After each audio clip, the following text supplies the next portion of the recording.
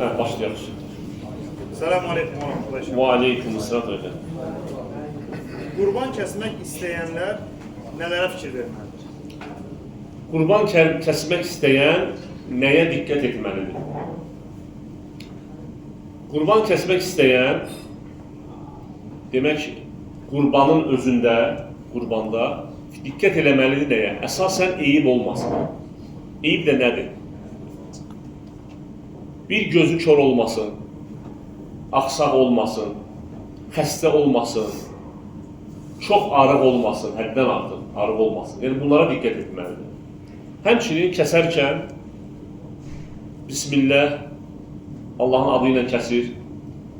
Həmçinin qibləyə tutmaq sünnədir, müstəhəbdir. Və ya başqasına kəstirirsə, yenə də Bismillah ilə kəsilməlidir. Həmçinin Bismillah deyəndən sonra Bismillah, Allahu Ekber dua demək olar. Allahümme həzə minkə və lək, Allahümme həzə an əhli beyti, məsələn.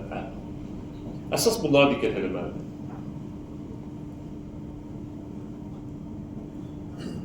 Savab əməllər günahları silirsə, günahlar da savab əməlləri silirmi?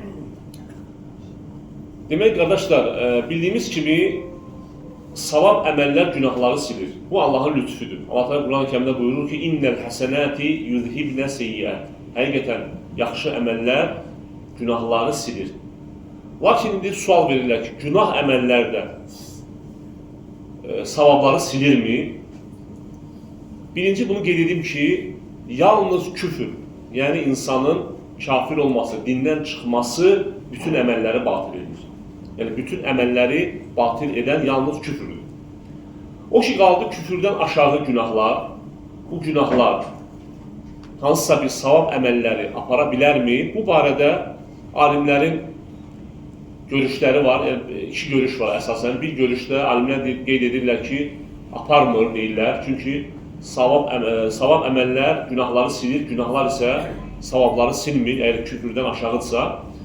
Lakin ikinci rəy, bu daha doğru rəydir, həmçinin bu rəy İbn Teymiyyə və İbn Qeyyimin rəyidir ki, bəzi günah əməllər müəyyən savab əməlləri silə bilər, cəza olaraq, amma hamısını yox. Necə ki, Uca Allah Quran-ı Kərimdə buyurur ki, Ya eyyuhəl-ləzinə əmənu la tubtilu sadaqatikum bil-mənni vəl-əzə. Ey iman gətirənlər, sədəqələrinizi minnət və əziyyətlə batil etməyin. Yəni, müəyyən əməllər, demək, müəyyən günah əməllər, müəyyən savab əməlləri apara bilər. Bu da cəza olaraq. Lakin bütövlükdə aparmır. Bütövlükdə aparmır.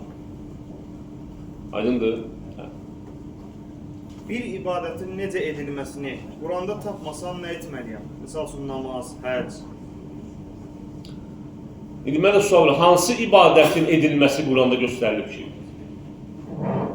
Heç bir ibadətin necə edilməsini sən Quranda tapa bilmərsən. Allah Teala buyurur, namaz qıl.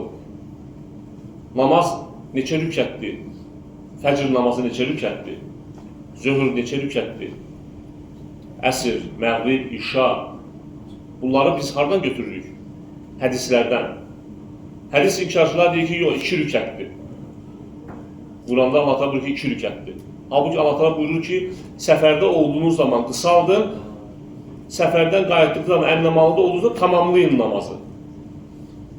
Ona görə də bu belə sual vermək düzgün deyil. Əgər namazın hansısa ibadəti Quranda tapmasan, sən heç bir ibadətin keyfiyyətini, necəliyini Quranda tapmayacaqsan. Namaz, zəkat. Allah Teala buyurur ki, zəkat verin. Zəkat hansı mallara düşür? Zəkat nə qədərdir miqdarı, nisabı nə qədərdir? Nə qədər çıxarılır? Allah Teala buyurur, oruç tutun. Orucu pozan hansı əməllərdir? Hansı hallarda oruç tutulmur? Orucu pozan və qeyd elədik, pozan əməllər, bunlar hamısı hədislərdə gəlir. Allah Teala buyurur ki, həcc edin. Düzdürmü? Həcci necə edək? Bunların hamısı hardan götürülür? Hədislərdə. Ona görə də cavab belədir. Allah Teala bizə Quran-ı Kərimi Peyğəmbərimiz sallallahu əleyhi və səlləmə vəhy etməklə göndərib və Peyğəmbərimiz sallallahu əleyhi və səlləm bizə nümunədir. Necə ki Allah Teala deyir: "Laqad kana lakum fi rasulillahi usvatun həsənə limen kana yarjullaha vel yevmel ahira və zəkərallaha kəsira. Həqiqətən Allah elçisi sizlərə, kimə Allaha və axirət gününə ümid edənlərə və həmçində Allahı zikr edənlərə gözəl nümunədir. İndi əgər biz Peyğəmbərimiz sallallahu əleyhi və səlləmin sünnəsini götürməsək, onun etdiyi əməlləri, sünnədə nədir? Peyğəmbər sallallahu əleyhi və səlləmin əməlləri. O zaman necə onu özümüzə nümunə götürə bilərik? Aydındır. Ona görə də bütün əməllərin, bütün ibadətlərin necəliyi, onların şərtləri və sair ərkanları hamısı nədir? Hədislər vasitəsilə. Ona görə də hədislərə qayıtmalısan. Hədislərə qayıtmalısan. Və Allah Teala da burada nə deyir? Allahın elçisi sizə nəyi verirsə onu götürün. Və nədən çəkindirsə ondan çəkinin. Allaha və Rəsuluna itaət edin. Niyə görə Allah Teala bunları qeyd edir? Allah özü ilə bərabər elçisini də qeyd edir. Sual verən soruşur ki, əqiq kəsmək barədə Quranda ayə varmı? Əqiq kəsmək barədə Quranda xeyr, ayə yoxdur. Əqiq Peyğəmbərimiz sallallahu əleyhi və səlləmin sünnəsində sabitdir. Oğul öz sağ olan atasının yerinə qurban kəsə bilərmi? Bəli, kəsə bilər. Oğul öz atasının da yerinə, qohumlarının da yerinə sağ olsalar belə, bəli, kəsə bilər onların əvəzinə. Çünki Peyğəmbərimiz sallallahu əleyhi və səlləm 2 qurban kəsdi, birini özü üçün, digərini isə ümmətin adından. Zilhiccənin gündüzlərində hansı əməli etmək daha savablı və daha əfsəl? Zilhiccə ayı, ümumiyyətlə qardaşlar, elə məqamı düşmüşkən xatırlatmaq etmək istəyirəm. Biz Zilhiccə ayındayıq. Və Zilhiccə ayında edilən, istənilən savab əməl Allaha digər günlərdə edilən əməllərdən daha sevimlidir, ən sevimlidir. Və əməl dedikdə burada istənilən savab əməldən söhbət edir. İstər zikr olsun, istər nafilə namazları, yəni fərz ibadətlərdən sözsüz ki, öz yerində. Zikr, nafilə ibadətlər, oruc, valideynlərə yaxşı davranmaq, valideynləri sevindirmək, sədəqə vermək, istənilən savab əməl. Sahabələr səfərinki soruşurlar, ey Allahın elçisi, hətta Allah yolunda cihad da mı? Yəni bu günlərdə edilən əməllər digər günlərdə Allah yolunda edilən cihaddan da daha üstündürmü? Peyğəmbərimiz sallallahu əleyhi və səlləm nə deyir? Hətta Allah yolunda edilən cihaddan da. Yalnız bir əməl istisnadır, o da bir insan malı ilə, canı ilə evdən çıxar və ondan heç bir şey qayıtmaz.